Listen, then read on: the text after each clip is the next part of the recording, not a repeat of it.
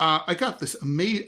Yesterday, the New York Times just sort of like farted out this statistic that absolutely fucking blew me away.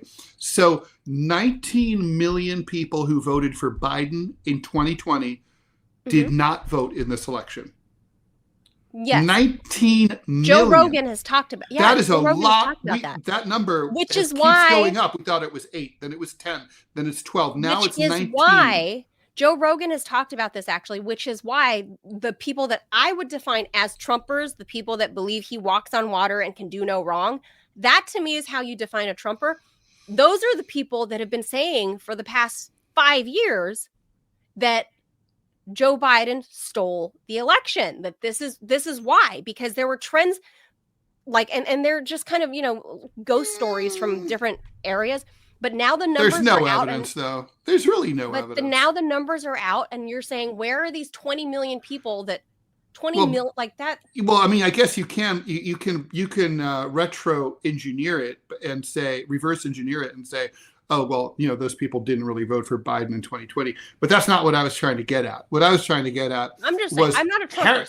So what happened to those people? I'm working on this new book. It's coming out soon called What's Left.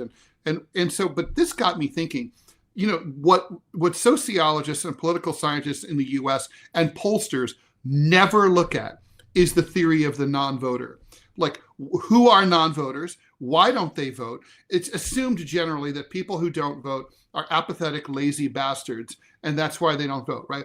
But clearly those 19 million people, they know how to vote. They're registered to vote. They did vote, so they can vote. And it's actually easier to vote now than it was 4 years ago because there's more write-in ballots. Why did they sit it out?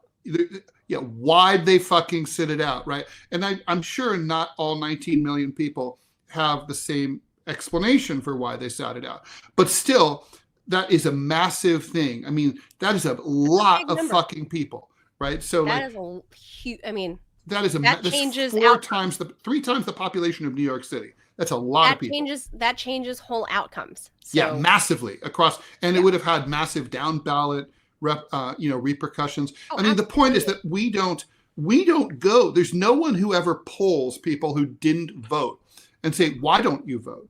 What would have made you vote? Why would a different candidate have made you vote? If there had been a different issue on the ballot, if the candidate had campaigned differently, would you have voted? There's literally no study of this at all. And my theory is like Democrats. So Democrats had this theory since the 90s that basically you can grow the party by poaching liberal or moderate Republicans. That was the Clinton DLC DNC model, right? Mm-hmm. It's like, well, but I've always had this theory that there's more growth to be had in a country where only 55% of the public votes in a national election.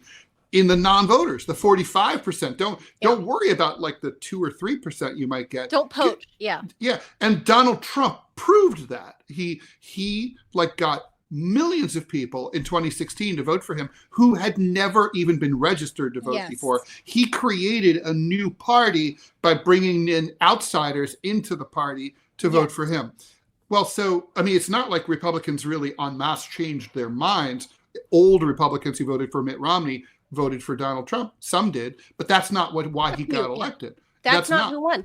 And so the point is, that's not who won him the election. And similarly, if you're the Democratic Party, you've got to be thinking about. So if I did a whole search on writing about analysis of non-voters, no one fucking does it. There's no studies.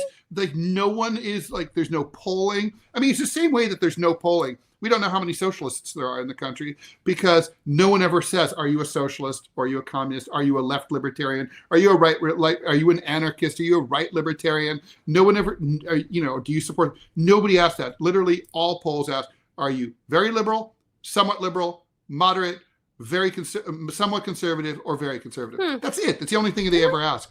And so we don't know anything. And it's just, I don't know. My answer guess you could say that's my rant. It's complicated. It is right, which is why we need a lot of detailed analysis. Wait, that's your rant? That's what you're angry about? No, not at all. No, it's just I just thought it was interesting. Give us your rant. You got to tell us your rant. Okay, here's my rant. My political rant is as follows: fuck all the people who told us that we should disbelieve our lying eyes, and that Joe Biden was completely sane and smart. The elevator went all the way to the top floor, that he was never senile, that all the talk of dementia meant that you were like a right-wing Trumpist, that you were an asshole, that you were an ageist, and you hated old people, that if you saw that, there was something wrong with you. All the crap where we were told, like, oh, who are you, Ted Rall? Are you a scientist? Are you a physician? Have you personally examined it? Are you a gerontologist, Mr. Ted Rall, cartoonist, talky guy? And it was like, so, back in 2020, my mom died of dementia from Alzheimer's. So I had some, she'd been fading for the better part of 4 years, but really, I can tell now, probably more like 10. And like, the point is, Scott Stantis, friend of the show, who I do the DMZ show with, also, he went through this with his own father. And so when Biden was running in 2020, I remember talking to Scott, and we said this in public, like, this is dementia. Well, and it's not the most far gone case of dementia ever, but this is dementia. It doesn't get better. It only gets worse. And a person with even a smidge of dementia should not be president of the United States of America. And so we were told, like, this is like, no, you don't know what you're fucking talking about.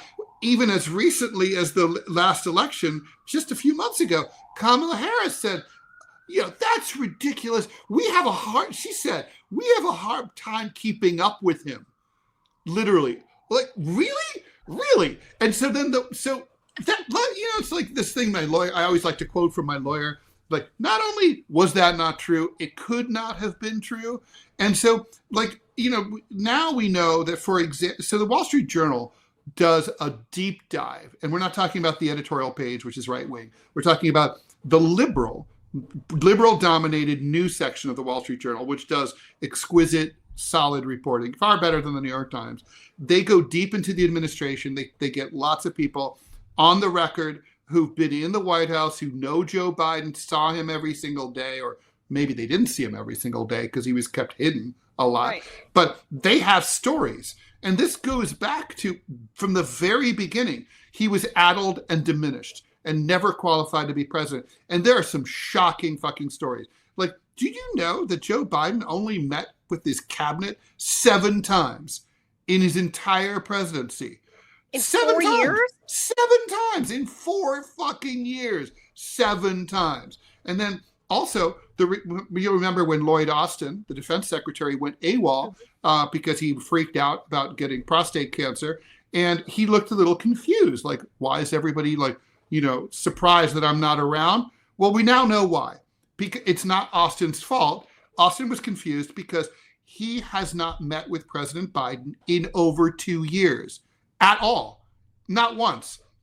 They haven't talked we're not on at the phone. War or anything. They haven't tweeted at each other. They haven't. We're not at a proxy war or anything. Why would he need to meet with him, Ted?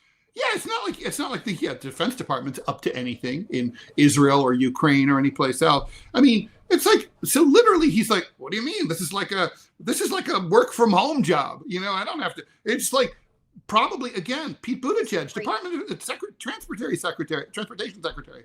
I was thinking, like, that's weird. He took 6 months off at the very beginning of his term to go be a dad. Like, that's strange. And it's like, well, now we know why. It's like, being a member of the Biden cabinet meant that you didn't actually have to show up to work. It was a work at home gig. Wasn't there?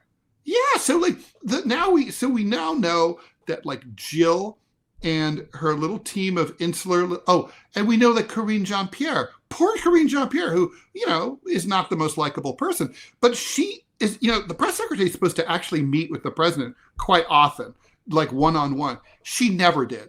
Never. She was like basically just told, go out there and fucking sell the shit. And she did. And she's like, ugh. I mean, can you imagine how incredibly awkward and uncomfortable that is? I mean, I remember working at the bank in the 80s. My boss would be like, call up the client and fuck him over. I'd be like, why don't you call the client up and fuck him over? I don't want it was your decision. It's like, and so that's what she had to do. It's just like, it's a shit show. Now the truth is just starting to come out. So it pisses me off. all of the media knows, right? Chris Cillizza came out and from CNN and said, well, I should have asked harder questions. No, you should have reported on what you fucking knew. And if you didn't fucking know, you're too stupid to be a reporter. And so, because anyone, I'm just as all the people who gave me shit and Scott shit and people like us shit have been, going on, and now they're all quiet. This is okay. I don't think Joe Biden did steal the election. I don't think it was through stop the steal type crap. This is theft. The Democrats ran a demented dude for president of the United States. They lied to the American people and pretended like he was fine. They used the cover of the COVID lockdown to keep him in his basement. It was a coup d'etat. This is not like Ronald Reagan, who lost it the last 2 years of his presidency. Or Woodrow Wilson, who had basically Mrs. Wilson running the presidency after his stroke, or even Eisenhower when he was diminished. This is from the very beginning. The guy, it's not we started out okay and now we can't finish the job like Pope Benedict. This is from the very beginning, from the outset. You fuckers ran someone who couldn't do the job. You told the American people he was doing the job. We don't even know who was actually responsible for anything that quote unquote Joe Biden ever did, signed, or anything. And then the assholes were going to run him. They wanted to run him for re-election again. And they thought we were so fucking stupid that we weren't even going to notice when they paraded him up onto the debate stage. And even then, they didn't admit it right away. They dragged this shit on forever because they were trying to keep him. He had a cold, Ted. It's a cold. And then, whether Kamala Harris has reason to be pissed. I'm pissed at Kamala Harris too. She had a patriotic duty. They all had a duty to what, 25th Amendment him? They should have 25th amended, and yes. Well, from the very beginning though, he never should have run. And don't forget, this is the guy that they pulled out of their ass during the middle of the primary season in 2020 in order to get to stab Bernie Sanders in the back. Right? Sure. So literally it was we would rather not have Bernie Sanders, who, whatever his imperfections, is one of the more principled, thoughtful, progressive, intelligent members of the U.S. political scene. Fuck him. Let's not have Medicare for all or, a higher minimum wage. Let's not do any of that. Let's get this old piece of shit who should be in his grave or in a memory care unit, and we'll make him the fucking president, and we'll just pull the strings behind the scene. They're all scum. They should all be, honestly, they're all guilty of treason. They should all be shot. No, really. They stole an entire country. Really. That's fair.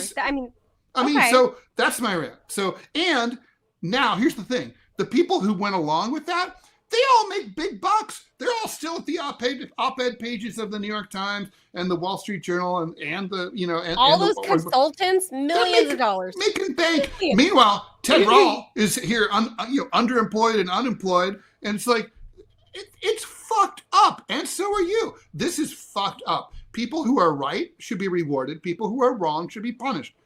That's my rant. I couldn't agree more with that.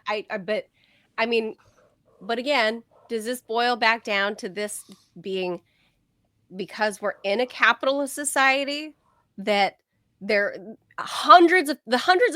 be real, the hundreds of people that surround Joe Biden daily, right? There's a whole apparatus. Well, not anymore. Apparently not really. No, apparently there's only like 4, Well, now, but leading up to By the way, they were Joe shooting Biden, everyone out of the room every time he would walk from one part of the White House to the other, or I should say shuffle from or limp or lope or whatever he was doing. Yeah.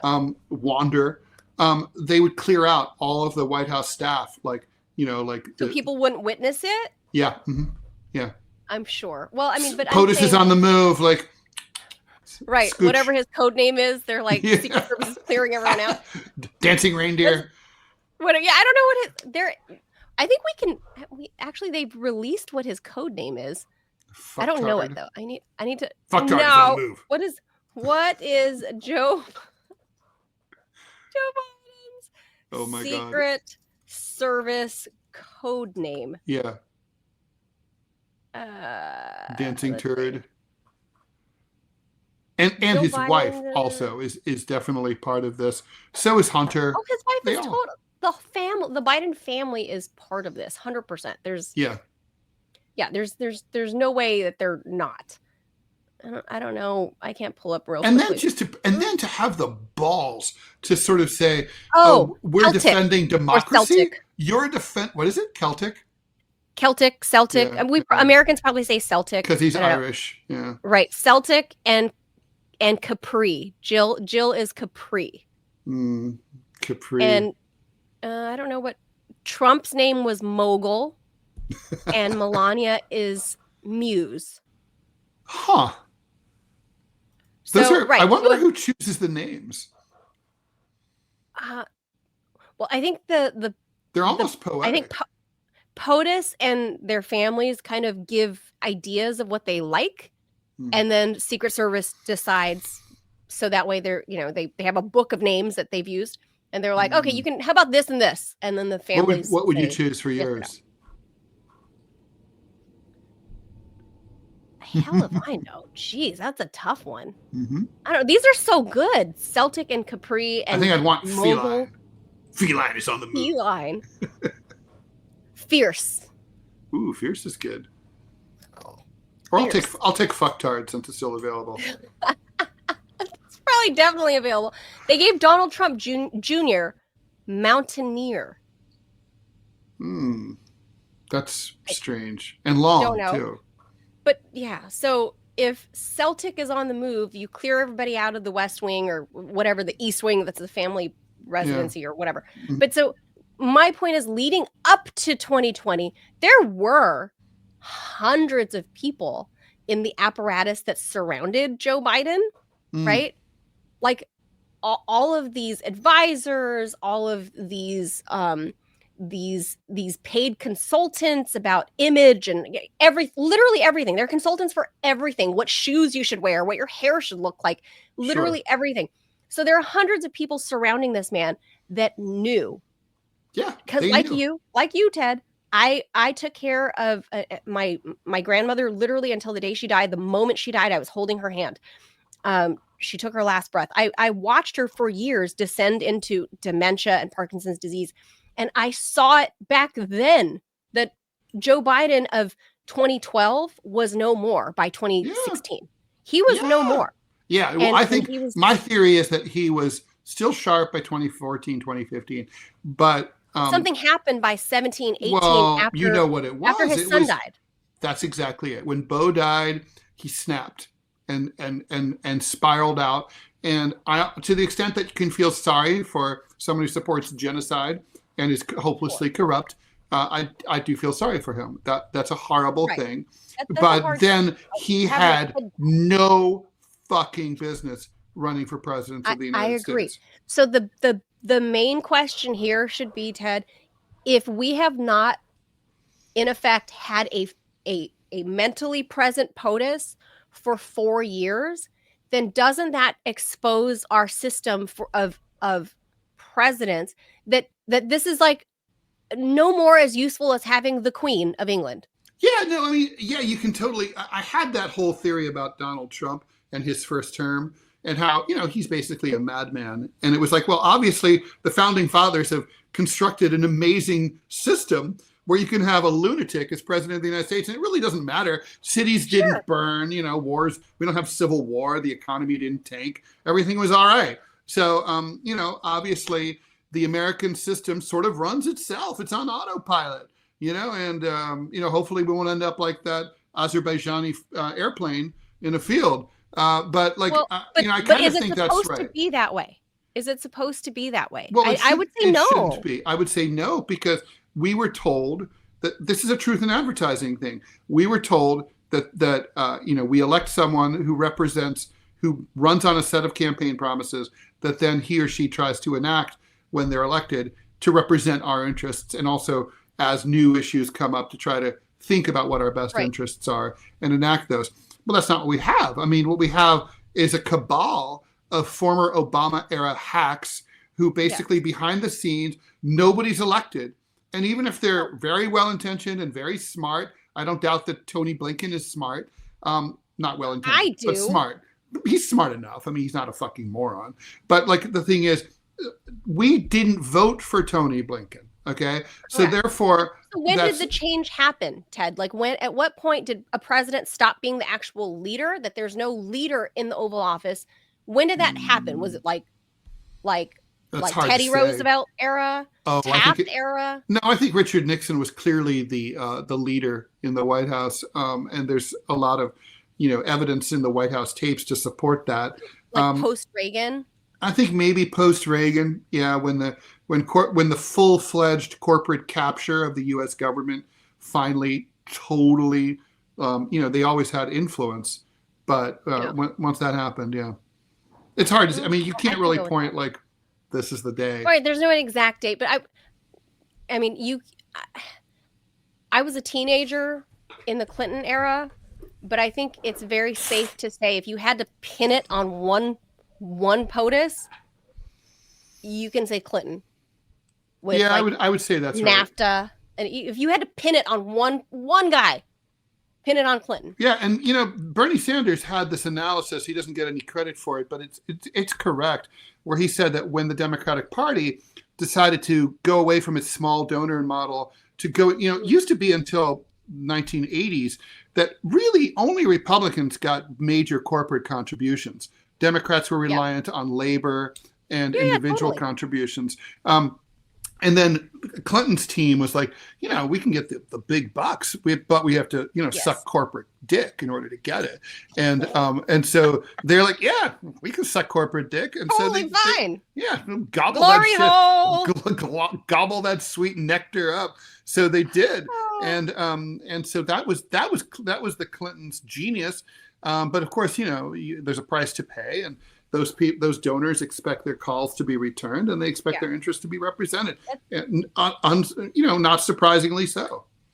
There are people. I mean, when I was posted to Capitol Hill, and I'll make this my last word, and we could say goodbye. But when I used to have official press creds, right, to Capitol Hill, and you spend all fucking day there. Right? Like you start talking, you just talk to people. Sometimes you're at the commissary, you just talk to people, right? Sometimes and especially old people like Joe Biden, like you see old people there that are not famous, that you don't know or whatever, but they are movers and shakers, right? In Washington, they are unelected Washington. And I can't tell you how many random old people I talk to in the commissary or just in hallways, just in passing, that kind of pinpointed Bill Clinton or the Clintons, I should say, as having, and I'm paraphrasing, and I'm kind of globbing everybody together, all these old people, as I review in my head, like comments that they've made, all these old school Washington types, what they all seem to concur on was that DC changed when Bill Clinton came to office, and there was suddenly big corporate interests, and they're like lobbying, like K Street blew up, they said, in the 90s, like just it became a thing. So that's basically the consensus of all these random old people that if you put a camera on them, nobody would recognize who they are. But these are movers and shakers.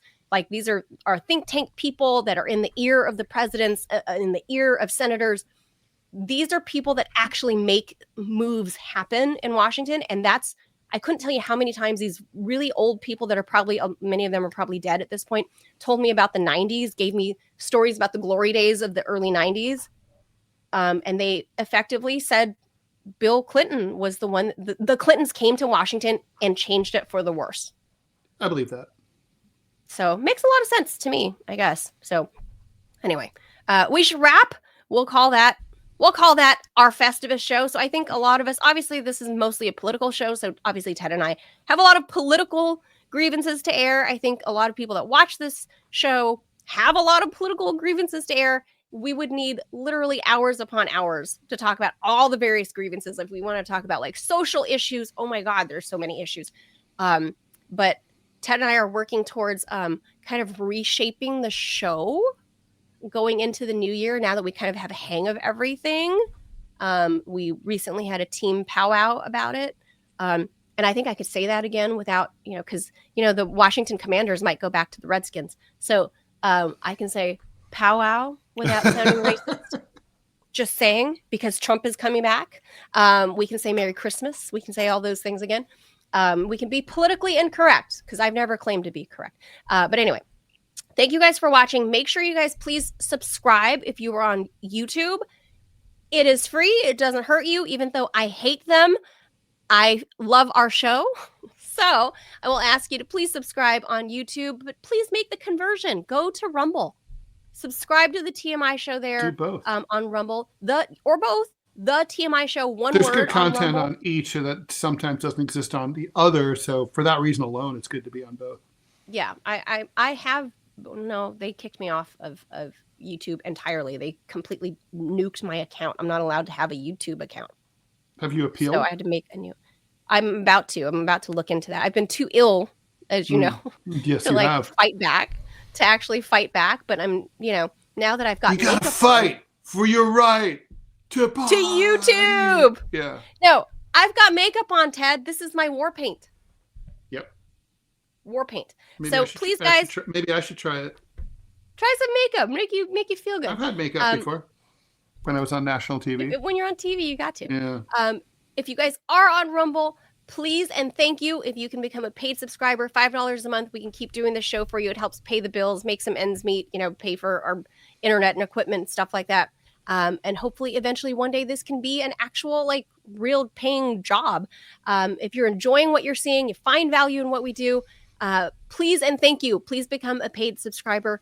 At the very least, share us. Did you know Rumble has a new share button, Ted? It makes it so much easier to repost. Okay. Yeah, if you're on the .com on the desktop version, there's a button that says repost, so you can actually just share. It's easier to just share the content, and that will help us grow as well. If you're not in a position to monetarily chip in for me and Ted to help us that way, then you can help us just on social media by sharing our work, because we are fully independent and we do rely on your help as a subscriber or otherwise, so we can keep doing this. So make sure you guys at least click the thumbs up, smash that like button, as Jamarl Thomas would say, and that'll do it. Smash it. Don't break your keyboard. I always tell Jamarl, don't smash it, because then you break your keyboard. That's not good.